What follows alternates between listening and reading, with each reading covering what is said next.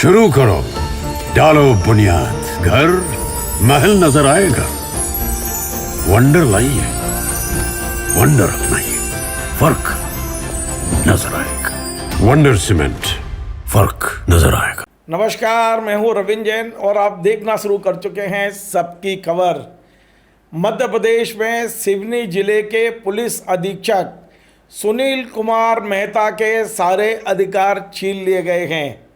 ये जो सिवनी में डकैती हुई है, 10-11 पुलिस वालों ने मिलकर जो रोड पर खड़े होकर डकैती की है, अब उसकी जो चपेट में पुलिस अधीक्षक भी आ गए हैं। बड़ी खबर बता रहे हैं हम आपको।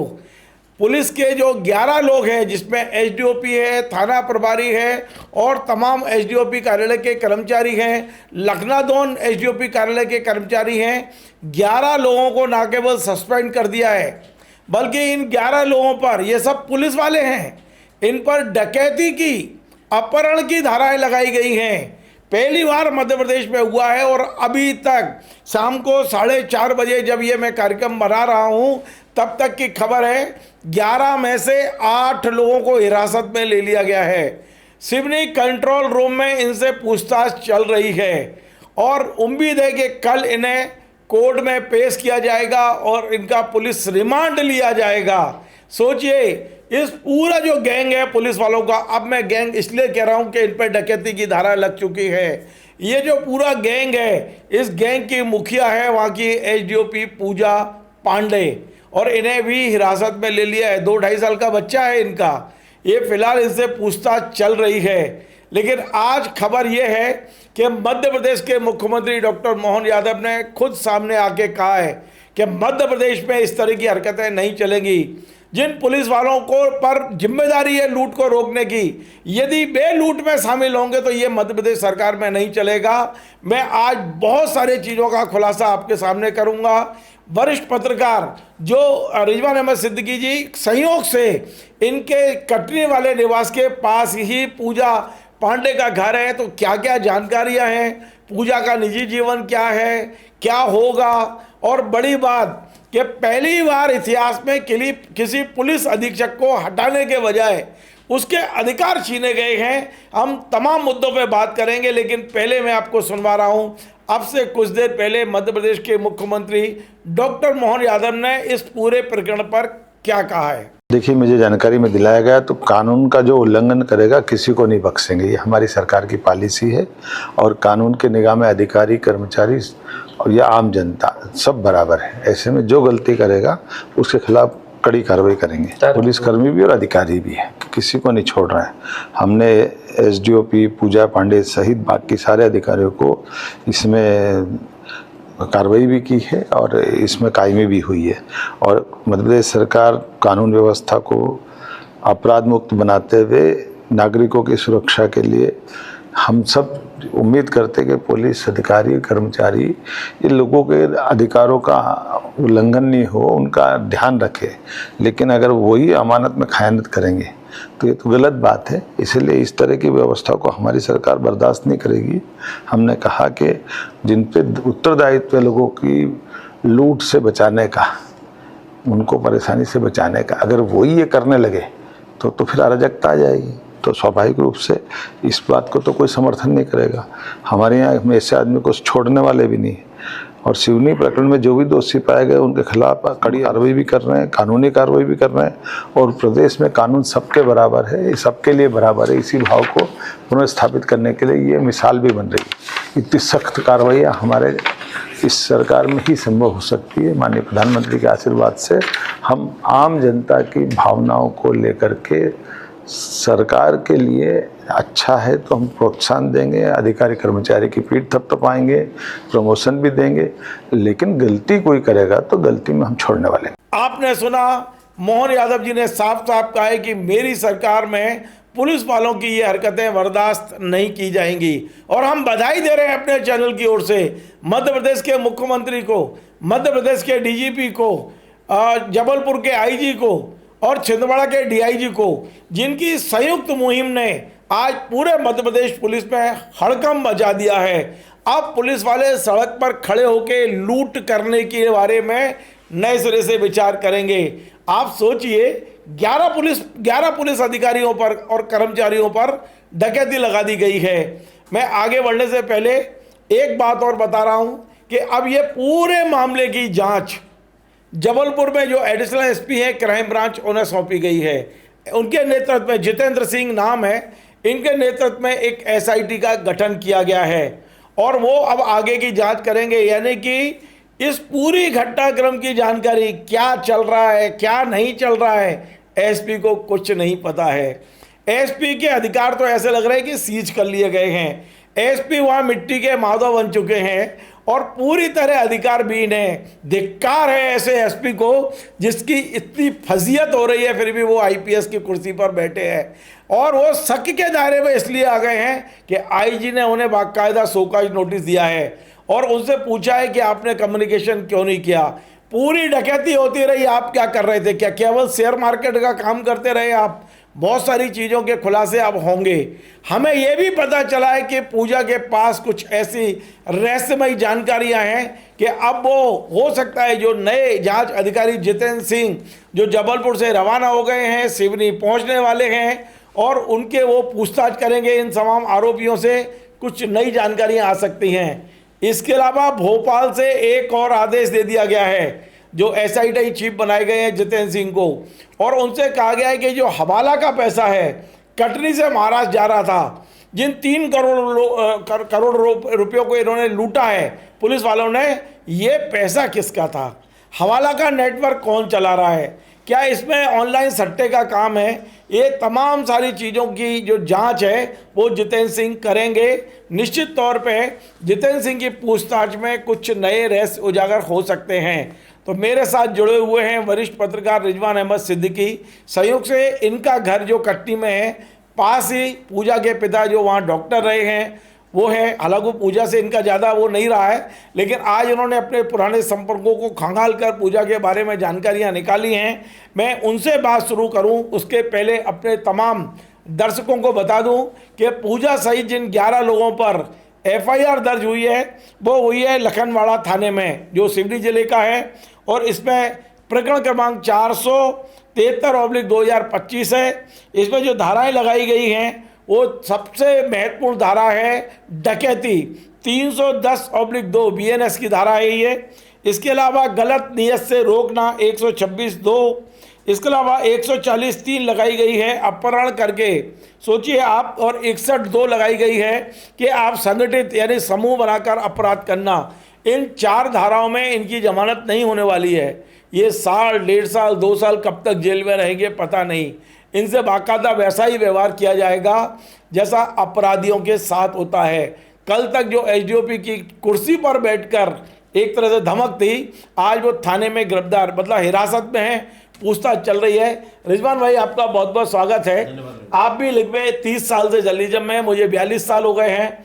अपने तो कभी ये नहीं सुना इस तरह का कि अब पुलिस ही डकैत बन चुकी है। रविंद्र भाई, लगभग 35-36 साल की पत्रकारिता में यूपी के बारे में, बिहार के बारे में तो इस तरह की चीज़ें हम सुनते थे, मध्य प्रदेश के बारे में ऐसी चीज़ें नहीं सुनी।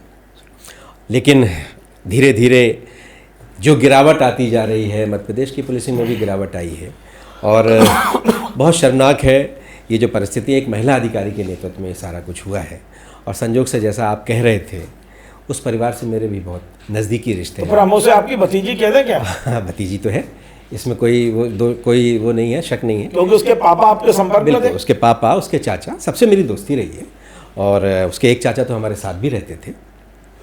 और होनहार बच्चियाँ 2 बहनें हैं, ट्विंस बहनें हैं, होनहार बच्चियाँ हैं, अच्छा पढ़ लिख गई, बड़ी नौकरी पर आई। कुछ जरूरत से ज़्यादा होनहार हो गई है। हाँ, ये पता नहीं कौन सा किस तरह की, ये क्या सीख लिया जाकर वहाँ इस तरह से इस फोर्स में, और इस तरह। और जाहिर है जो पुलिस अधीक्षक का रवैया है, जो नेतृत्व करने वाला जो अधिकारी होता है, उसकी बहुत जिम्मेदारी होती है कि वो जो नए लोग हैं उनको किस तरह से ट्रेन करें, उन्हें किस तरह से काम लें उनसे।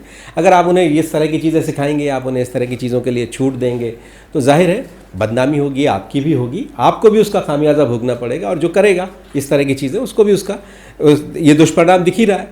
अभी पूछताछ चल रही है, गिरफ्तारी हो जाएगी, ये बिल्कुल तय है कि गिरफ्तारी भी होगी। 3 करोड़ रुपए का मामला है, कोई 1-2 रुपए का मामला तो है नहीं। गिरफ्तारी भी होगी, जेल भी जाना पड़ेगा। और जिसमें से 8 लोग तो हिरासत में हैं, 3 और उनकी भी जल्द ही उनको भी हिरासत में ले लिया जाएगा, उनकी भी गिरफ्तारी हो जाएगी। और पुलिस सूत्रों के हवाले से जो हमें पता चला है वो तकरीबन कल दोपहर तक इन्हें सबको न्यायालय में पेश करके रिमांड की कोशिश की जाएगी, पुलिस रिमांड की। तो रविंद्र भाई, सबकी खबर ने इस मामले को जिस ढंग से उठाया है, जिस अंदाज में उठाया, आपने तो उदयपुर से भी इस पर एक नया खुलासा किया था, जिस ढंग से उठाया है और जिस तरह से हम लोग इस पर हमने सारी तरह की खोजबीन की, सारे सूत्रों से चीज़ें इकट्ठे की और अधिकारियों ने भी इस पर जैसे उनको जानकारियाँ मिली, मैं अधिकारी पुलिस अधीक्षक को छोड़कर कह रहा हूँ, मैं आपको एक जानकारी दे रहा हूँ जी, कि ये भी हम पहली बार बता रहे हैं जी, कि पुलिस मुख्यालय ने एसपी के अधिकार छीन लिए। किसी चैनल पे आपको देखने नहीं मिलेगी। आज एसपी अधिकार विहीन है, वहां एसपी बिल्कुल कह सकते हो भवन में बैठे हैं, कोई अधिकार नहीं है। वो लखनवाड़ा थाना सहित किसी भी जिले के थाने में फोन करके पता नहीं कर सकते हैं कि चल क्या रहा है। इस पूरे प्रकरण से तो एसपी को पूरी तरह अलग कर दिया गया है। जी, जो मेरी जानकारी है, पुलिस अधीक्षक उस कुछ अवकाश पर थे, कहीं बाहर थे, वो आए, उन्होंने जैसे ही मोर्चा संभाला तो उन्होंने इस मामले को लीपापोती करने में पूरी मेहनत शुरू कर दी। उन्होंने रिपोर्ट भी अपने अनुकूल मंगाने की कोशिश शुरू कर दी, सीमित रिपोर्ट चाहिए, इसमें ऐसा चाहिए। आपको फिर रोक रहा हूं जी, आपके पास सूचना है जी, मेरे पास प्रमाण है जी। एसपी ने पूजा को बचाने के लिए जो जो किया है, एसपी साहब यदि मेरा प्रोग्राम सुन रहे हैं तो मुझे फोन लगा देना, मैं बताऊंगा आपको कि आपने क्या क्या किया, आपने क्या काला पीला करने की कोशिश की, सारे प्रमाण रख के बैठा हूं। जी रिजवान भाई, बिल्कुल, जिसने शिकायत की उसी के खिलाफ एफआईआर दर्ज कर दी। अरे लूट की थी, इतनी शर्म तो होना चाहिए, इतना लोकलाज तो होना चाहिए कि लूट की है आपके माताहतों ने, कम से कम ये मामला तो दर्ज करवा देते। लेकिन ये करने के बजाय उसी जिसने शिकायत की, जाहिर है ये पैसा 1 नंबर का पैसा तो था नहीं, 2 नंबर का पैसा है, हवाला का हो, सट्टा का हो या किसी भी तरह के अन्य चीज़ का है, 2 नंबर का पैसा था, तो 2 नंबर का पैसा क्या पूरा लूट लेंगे? पुलिस का यही काम है। ये जिस तरह से रविंद्र भाई ये सब जो कुछ भी हुआ है, इसमें मुख्यमंत्री और डीजीपी और आईजी इनकी और डीआईजी भी इसमें साथ में जोड़ लेते हैं, इनके काम की इन्होंने जिस तरह से इस मामले में किया है। इसलिए कि नहीं तो अक्सर हम देखते हैं कि अपने मातहतों को, अपने लोगों को, अपने शासन के, अपने प्रशासन, नहीं लगता है कि जो लोग हताश निराश हो रहे हैं उन्हें ये एक बहुत उम्मीद की एक किरण दिखाई दी है। अक्सर हम जब बात करते हैं इस तरह की चीज़ों की, जब इस कुछ नहीं होगा, ये तो ऐसे ही चलेगा, ऐसे वहाँ मीडिया की भी बड़ी महत्वपूर्ण भूमिका है। ये बात सबसे पहले मीडिया से ही चीज़ों से सामने आने लगी और सबकी खबर ने उसको बहुत तेज़ी से उठाया। और जिस तरह से हमने जो जो चीज़ें बताई, हमने जो जो भी इनपुट दिए, हमें इस बात की प्रसन्नता भी है और गर्व भी है कि हमारे दिए हुए इनपुट, जाहिर है पुलिस के पास अपने भी इनपुट रहे होंगे, लेकिन हमने जो कुछ भी बताया उसके हिसाब से, उस तरह से, उसी अंदाज में बहुत तेज़ी के साथ कार्रवाइयाँ हुई हैं। और पुलिस के इतिहास में एक एसडीओपी सहित 11 लोगों के खिलाफ, वर्दीधारियों के खिलाफ डकैती का मामला दर्ज होना और पुलिस अधीक्षक को किनारे कर देना, उनके सारे अधिकार छीन लेना, अपने आप में बहुत महत्वपूर्ण है। दरअसल एसपी ये चाहते थे कि ये पूरे मामले को कदाचरण कह के निपटा दिया जाए, लेकिन पुलिस के जिस तरह की रिपोर्टिंग हमने की और जो डीजीपी हमको लगातार सुन रहे थे, यहाँ से जो निर्देश गए हैं, उसके बाद में यदि आपने कल सुना होगा, सबकी खबर ने कहा था कि नहीं ये लूट नहीं है, ये डकैती है, क्योंकि लूट में 5 से कम लोग रहते हैं, 5 से ज़्यादा लोगों की संख्या होती है तो डकैती, और इसमें 11 लोग थे। खैर, मेरा सवाल ये है आपसे, क्या पूजा इस समय हिरासत में है? रिजवान भाई, आपने क्राइम की रिपोर्टिंग की है, आपको लगता है कि जिस तरह की घटना ये हुई है, कटनी से पैसा महाराष्ट्र जालना जा रहा था, जालना 3 करोड़ रुपए पकड़े गए, ऐसा क्या गारंटी है कि ये पहली बार हुआ हो सकता है इसके पहले भी ये लोग करते रहे हों इसी तरह। जिस तरह रात में 1 से 1:30 बजे के बीच में एसडीओपी कार्यालय के 7 लोग ड्रेस में तैयार बैठे थे, जैसे बिल्कुल ग्राहक आने वाला है और हमको लूटना है, तो क्या इस पूछताछ में हो सकता है कुछ नए खुलासे हो सकते हैं? क्या लग रहा है रविंद्र भाई? 3 करोड़ रुपए कोई मामूली रकम नहीं होती, तो हम तो यही कह सकते हैं, बहुत कहावत होती है ना कि खून मुँह लग गया था, और ये कोई एक दिन की बात नहीं है, ये लंबे समय से इस तरह की चीज़ें, इस तरह की चर्चाएं, अभी जब हम जिनका खुलासा होना शुरू हो गया, तो हमारे जो भी पत्रकार साथी हैं, जो हमारे सूत्र हैं, जो अफसर हमारे जान पहचान के हैं, उनसे जो भी हमारे सूत्रों के हवाले से हमें जो भी जानकारियाँ मिल रही हैं, ये इस तरह का ट्रेंड लंबे समय से चल रहा था और ये बड़ी रकम हो गई और इसमें खुलासा भी हो गया इसलिए कि उसने साहस दिखा दिया। चूँकि छोटे छोटे नुकसान तो सह सकता है, व्यापारी हो या कोई भी सटोरिया हो, कोई भी, लेकिन इतने बड़े पैमाने पर जिस तरह से हुआ, तो पीछे इस तरह की चीज़ों में हमारी जानकारी ये भी है कि लेन देन करके चीज़ें छोड़ भी दी गई। एक चीज और है रिजवान भाई, बड़ी इंटरेस्टिंग है कि एक राकेश जंगेला करके एक प्रधान आरक्षक है, वो इस मैडम के लिए जो पूजा पांडे है उसके लिए इसी तरह के मतलब जानकारियां इकट्ठी करके देता था और इस तरह के काम वो लगातार कर रहा था। उसकी शिकायत जब पहुंची ऊपर तक तो उसको हटा के, कहाँ से, एसडीओपी कार्यालय में वो था, उसे हटाकर पोस्ट कर दिया गया था लखनऊ था एसडीओपी कार्यालय में। जिस समय ये लूट हो रही थी रात में, तब वो राकेश जंगेला भी वहीं पाया गया घटना स्थल पर। तो आप सोचिए किस तरह सुनियोजित लूट थी ये, या आप इसको डकैती जो अपन मान सकते हैं, क्योंकि 11 लोग हैं। तो ये जो राकेश जंगेला को बुलाया, तो आपको नहीं लगता कि बहुत ज़्यादा, और आपको क्या ये लग रहा है कि इसमें केवल पूजा अंतिम वो है, क्या पूजा के ऊपर के लोग इसमें इन्वॉल्व दिख रहे हैं आपको? इसमें सवाल ही नहीं उठता। एसपी साहब के अधिकार इतनी आसानी से, ऐसे थोड़ी किसी के अधिकार जो है उनके सारे अधिकार ले लिए जाते हैं, इसलिए एसपी उसे बचाने की कोशिश कर रहे हैं। बिल्कुल, एसपी का संरक्षण था पूरी तरह से। वहां एक और कारनामा हो रहा है, एसपी के ही संरक्षण में एक एडिशनल एसपी साहब अब सरकारी बंगले पे अभी भी कब्जा किए हुए हैं, कोर्ट से स्टे लेने की कोशिश कर रहे हैं। मुख्यालय उनका तबादला हो गया, मुख्यालय उनका तबादला हो गया और मुख्यालय नहीं ज्वाइन कर रहे हैं, घूम रहे हैं, कोर्ट से स्टे ले रहे हैं। उनके बारे में भी ये कहा जाता है कि इस तरह की एसपी के साथ मिलकर इस तरह की जुगलबंदियों में वो शामिल रहे लंबे समय तक। इसीलिए तो सिवनी नहीं छोड़ रहे। क्यों नहीं छोड़ रहे सिवनी में ऐसा क्या है? सिवनी ऐसी बहुत बड़ी जगह तो है नहीं, ना बच्चों की पढ़ाई लिखाई का कोई ठीक से संसाधन है, कुछ नहीं, सिर्फ एक बॉर्डर है और इस तरह का हवाला है। तो ये जो चीज़ें हैं, इसको पुलिस की और पुलिस अधीक्षक और उनके मातहत जो भी रहे हैं, उनकी सबकी भूमिका जो है इसमें स्पष्ट रूप से बताती है कि उन्होंने गुनाह किया। अच्छा, इसका क्या कनेक्शन है कि पूजा पांडे कटनी की रहने वाली हैं और ये पैसा भी कटनी से जा रहा था और पकड़ लिया पूजा पांडे ने, पकड़ क्या लिया, लूट ही लिया, डकैती डाली दी उनने। तो ये क्या कनेक्शन है? इसको आपको क्या लग रहा है? आपके सूत्र क्या बता रहे हैं कि क्या पूजा के मुखबिर कटनी में बैठे थे, और या फिर वो जो राकेश जंगेला को लेके लग रहा है कि उसको कोई सूचना थी? किस तरह से हुआ क्या है ये? अभी तक तो जो जानकारी आ रही है, वो जो जंगेल है उसकी ही इन्फॉर्मेशन पर ज़्यादा सारी तरह की चीज़ें, इसीलिए उसको शामिल भी किया गया उस खेल में। पीछे जो हमारी जानकारियाँ जो हमारे पास हैं, पीछे ये नेगोशिएशन होता था, इस तरह की चीज़ों में जा रहा है, कुछ पकड़ लिया, कुछ हिस्सा ले लिया, कुछ छोड़ दिया, कुछ आगे जाने दिया, कुछ इस तरह की चीज़ें चल रही थी। लेकिन इस बार पूरा जो सोने के अंडे देने वाली जो मुर्गी है ना, पूरी मुर्गी ही हलाल कर ली, उसी की वजह सब हलाल हो गए इसमें। पहले 50-50 कर लेते, पहले चीज़ें 50 है, 25% है, 30% है, ये तो अब जांच में आएगा। लेकिन पहले जो कुछ भी हो रहा था, इतनी बड़ी लूट नहीं थी। अच्छा, आपको लगता है इसमें और रेस्ट खुल सकते हैं? इसके पहले की जो लूट हुई हो, डकैती हुई हो, पहले भी इसी तरह से पैसा छीना गया हो? जी, ये जिस तरह से अभी जांच की जा रही है, आईजी के देखरेख में जांच हो रही है, उन्होंने बाकायदे एक एसआईटी बना दी है, एक होनहार अफसर को उसमें लगा भी दिया है। आईजी और डीआईजी दोनों इस मामले में बहुत गंभीरता से ले रहे हैं। डीआईजी तो सिवनी के एसपी भी रह चुके हैं, जो वहाँ छिंदवाड़ा के जो डीआईजी हैं राकेश सिंह, वो सिवनी के एसपी भी रह चुके हैं। तो ये सारी चीज़ों से उम्मीद जागी है कि पीछे के जो पाप हैं वो भी खुलेंगे। रिजवान भाई, मुझे ये बताया गया है कि ये मध्य प्रदेश के एक चर्चित कथावाचक हैं और जिनका बड़ा सम्मान है, जिनका एक अखबार में कॉलम छपता है, मैं नाम उनके सम्मान करता हूँ, नाम नहीं लेना चाहता हूँ। सुना है कि ये एसपी साहब उनके दामाद हैं। तो हम पहली बार देख रहे हैं कि एसपी को हटाने के बजाय उनके अधिकार छीने गए हैं। ऐसा मैंने मध्य प्रदेश में, क्योंकि मुख्यमंत्री के लिए चुटकी का काम है, 1 मिनट में वो किसी दूसरे एसपी को वहाँ भेज सकते हैं। तो ऐसा क्यों हो रहा है कि एसपी को तो उन्हीं को रखा है, लेकिन वो अधिकार नहीं है, एसपी बना दिया पर अधिकार नहीं है। वो जो कथावाचक हैं उनके लिए कहा जाता है वो पहले पत्रकार भी थे, उनके साथ साथ उनके एक और रिश्तेदार, निकट रिश्तेदार जो हैं, वो भी सत्ता में बहुत महत्वपूर्ण पद पर रहे हैं। जी, महत्वपूर्ण पद पर रहे हैं, वो सत्ता में बहुत जिम्मेदार पद पर रहे हैं, अभी बरी हो गए हैं। और ये संरक्षण तो है, लेकिन ये तो एक सजा से कम तो नहीं है कतई। आपके अधिकार छीनकर आपको सामने बैठाकर सारे तरह के आपके पाप गिनाए जा रहे हैं, सारी तरह की आप पर कार्रवाइयाँ हो रही हैं।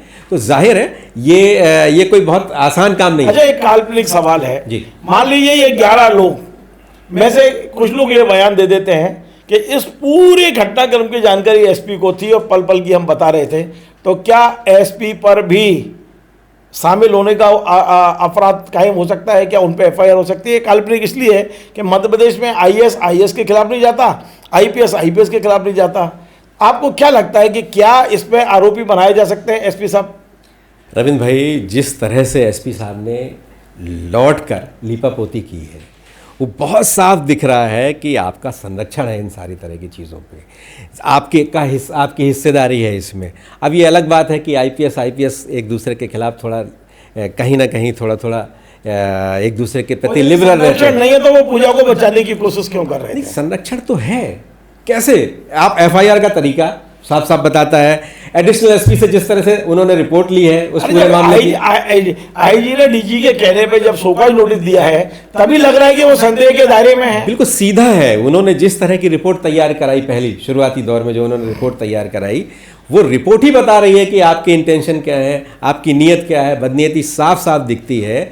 और ये अलग बात है कि अब आप में उसमें कदाचरण में आप उलझते हैं कि सीधे आप उसमें शामिल होते हैं, लेकिन बचेंगे नहीं, ये तो हमें लगता है। रिजवान भाई, मैं आपको आपके गृह नगर की तरफ लेके चलता हूँ जरा, कटनी की ओर। जी, ये कटनी में चल क्या रहा है? सारा 2 नंबर का काम वहीं हो रहा है। ऑनलाइन सट्टे का भी हो रहा है, हवाले का भी हो रहा है, अवैध खनन का भी हो रहा है। कि आपका जो नगर है वो क्या अवैध गतिविधियों का बड़ा केंद्र बन गया है क्या? वहीं से पैसा जा रहा है, वहीं का पैसा पकड़ा जा रहा है, वहीं के खनिज व्यापारी को नोटिस दिए जा रहे हैं कि एक्सेस खनन के लिए, वहीं पे हवाला का बड़ा नेटवर्क बताया जा रहा है। हो क्या रहा है ये? रविंद्र भाई, कटनी जो है वो खनिज संपदा से, व्यापारिक इस दृष्टि से वो बड़ा जंक्शन भी है। वहाँ रोड का भी जाल बिछा हुआ है। कटनी एक ऐसा, मध्य प्रदेश का एक ऐसा सेंटर है, व्यापारिक सेंटर। ये अलग बात है कि राजनीतिक इच्छा शक्ति और बहुत ढेर सारे कारणों की वजह से कटनी उस तरह से विकसित नहीं हो पाया। लेकिन कटनी एक बहुत ऐसी जगह है जहाँ हर तरह के साधन हैं और लोग बहुत साधन संपन्न भी हैं। तो जहाँ इस तरह की चीज़ें होती हैं वहाँ कई तरह की गतिविधियां होती हैं, आर्थिक कई तरह की गतिविधियां संचालित होती हैं। भोपाल में उससे ज़्यादा संसाधन है, पर भोपाल इतना बदनाम नहीं है जितना कटनी हो गया है आज की तारीख में। बदनामियां तो है, लेकिन भोपाल बहुत बड़ा है ना रविंद्र भाई। कटनी छोटी जगह है। अब कटनी से एक हवाला का पैसा चला, रास्ते में पकड़ गया तो चीज़ें, कटनी बदनाम हो गया, कटनी बदनाम हो गई। वो खनिज की बात भी जैसे आप कर रहे थे, तो खनिज का भी वहाँ प्रचुर मात्रा में हर तरह की खनिज है। वहाँ बहुत तरह के बाहर के लोग आकर बहुत ढेर सारा व्यापार है।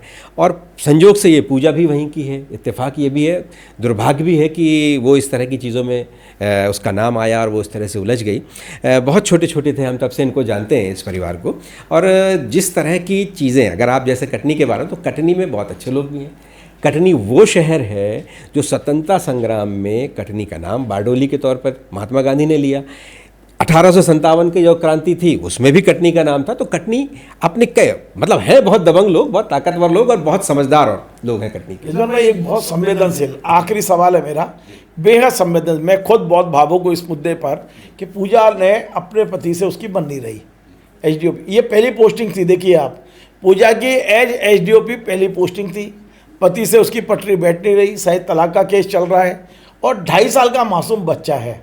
अब पूजा यदि जेल जाती है तो उस मासूम बच्चों पे क्या बीतेगी, क्या होगा? हम तो सोच सोच के ही हमारा मतलब एक हमारा भी क्या मानवता के रूप में लगता है कि एक बच्चे का क्या दोष, जिसे या तो जेल में माँ के साथ रहना पड़ेगा या फिर घर में माँ के बगैर रहना पड़ेगा। रविंद्र भाई, जितनी बड़ा पूजा का बेटा है, पूजा ये ट्विंस मैंने हैं, उनको मैं उस समय से, उतनी उम्र से मैं इनको जानता हूँ। तो जाहिर है हमारे शहर की एक बच्ची जब डीएसपी बनी तो हमको भी खुशी हुई थी। ये अलग बात है कि मैं कटनी में कम रहता हूँ, लंबे समय से संपर्क नहीं है, लेकिन उस पूरे परिवार से मेरा संपर्क है, आना जाना भी रहा है हमारा। मेरा बहुत प्रिय मित्र उनका बिल्कुल पड़ोसी है, तो इस वजह से भी हमारा बहुत आना जाना है। तो जो बच्चा है 2 साल के आसपास की उम्र है, जो हमें पता चला, पूजा और उसके पति के बारे में ये है कि वो दवा के व्यवसाय से जुड़े हुए हैं, बड़ा व्यवसाय है उनका, लेकिन आपस में नहीं पट रही है। जिस तरह, अगर खुदा न खास्ता उसे जेल जाना पड़ेगा, जिस तरह की परिस्थितियाँ उसे जेल जाना पड़ सकता है, जेल जाना पड़ सकता है। तो जेल में इस तरह के प्रावधान है ऐसे बच्चों को रखने के लिए, लेकिन हो सकता है, मुझे नहीं लगता कि उसके परिवार के लोग उसको, बच्चे को जेल में रहने देंगे। बड़ा परिवार है उनका, उसके जो मायके वाले हैं बहुत बड़े संपन्न भी लोग हैं और परिवार बड़ा परिवार है। जो लोग इस समय सरकारी सर्विस में हैं उन्हें इस उदाहरण से सबक तो लेना चाहिए। बिल्कुल रविंद्र भाई, अच्छी तनख्वाह, अच्छा पद, सम्मान का पद, बहुत कुछ है आपके पास और आपको ये मौका इसलिए ये मिला है लालच ले डूबो ना, आपको लालच। लोगों को मदद करने का मौका मिला है। ऐसे मौके हमारे पास भी तो बहुत से आते हैं, मौका मिला है आपको। और मैं जवाबदारी के साथ कह सकता हूँ कि अपने इन 35-36 साल के उसमें बहुत से ऐसे अवसर आए, बहुत से लालच हम लोगों को दिए होंगे लोगों ने, लेकिन हमारे काम अपने आप चल जाते हैं, सारी व्यवस्थाएं हो जाती हैं। और आपको तो एक बंदी बंधाई तनख्वाह है, उसका पेंशन और दुनिया भर के सारे तरह के मौके हैं। तो मत कीजिए ऐसा, इसलिए कि ऐसा करने से सिर्फ बदनामी होती है और जो इस तरह का नुकसान होता है उसकी भरपाई कभी नहीं हो सकती। चलिए, बहुत बहुत धन्यवाद। तो आपने सुना एक बड़ी सार्थक चर्चा, क्योंकि ये जो घटना हुई है सिवनी की, ये सिवनी तक सीमित नहीं रहेगी। ये मध्य प्रदेश के 55 जिलों के पुलिस अधिकारियों को इससे एक लेसन तो लेना चाहिए। जो छोटे पुलिस अधिकारी हैं, जो अनुशासन में बंधे हुए हैं, जो एसडीओपी के आदेश पर चलते हैं, यदि उनसे कुछ गलत काम कराया जा रहा है तो वे तत्काल अपने वरिष्ठ अधिकारियों के संज्ञान में जरूर लाएं, जैसा सिवनी में हुआ है। छोटे पुलिस अधिकारियों ने वो सूचना मीडिया के जरिए वरिष्ठ अधिकारियों तक पहुंचाई है। निश्चित तौर पे इस पूरे मामले को लेकर मुझे लगता है कि पुलिस विभाग में जो ट्रेनिंग डिपार्टमेंट है वो भी समझेगा, देखेगा, और एक ट्रेनिंग के अध्याय में इस प्रकरण को जोड़ा जा सकता है, क्योंकि ये छोटी घटना नहीं है। एक साथ 11 पुलिस वालों पर डकैती की धाराएं लगना, निश्चित तौर पे मैं मध्य प्रदेश के मुख्यमंत्री, डीजीपी, आईजी, डीआईजी सबको बधाई देता हूं। और मैं उम्मीद करता हूं कि तमाम सारे पुलिस वाले जो खाकी है, इस खाकी की लाज रखिए, इसे दागदार मत होने दीजिए। आपको हमारा ये कार्यक्रम पसंद आए, आप इसे शेयर करें, लाइक करें, कमेंट करें। आपसे बार बार निवेदन है, हमारे इस चैनल को सब्सक्राइब अवश्य करें। धन्यवाद। Join the next, be the best. Bundelkhand का सबसे विशाल और आधुनिक विश्वविद्यालय ज्ञानवीर यूनिवर्सिटी। ये सिर्फ एक यूनिवर्सिटी नहीं, ये है आपके सपनों का लॉन्च पैड। यहाँ मिले आपको smart classrooms, modern campus, updated labs और एक्सपीरियंस्ड फैकल्टी। हर स्टूडेंट को मिलता है कॉन्फिडेंस, ग्रोथ और एक ब्राइट करियर का प्रॉमिस।